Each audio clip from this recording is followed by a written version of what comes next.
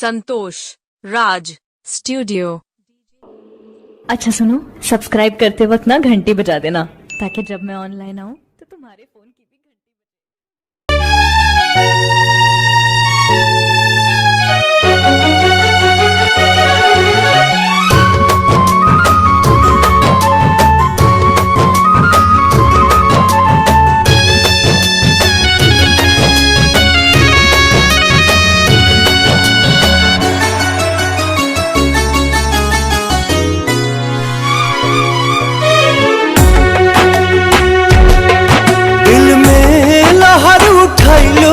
जिंदगी जहर बनैलो,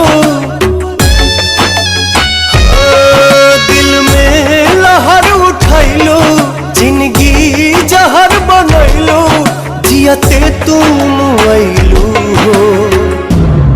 तू सनम बेवफा हो गइलो हो, तू सनम बेवफा हो गइलो हो।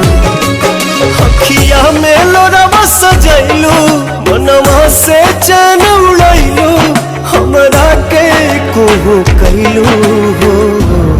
तू सनम बेवफा हो गइलू हो, तू सनम बेवफा हो गइलू हो।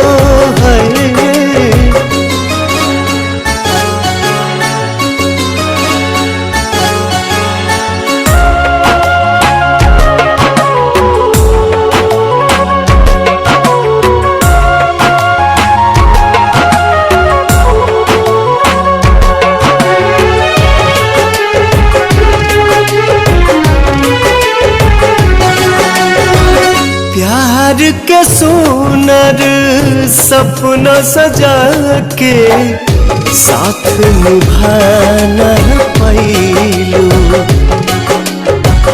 7 जन्म के वादा कई के अपन हाथ छोड़ैलू। नहिया में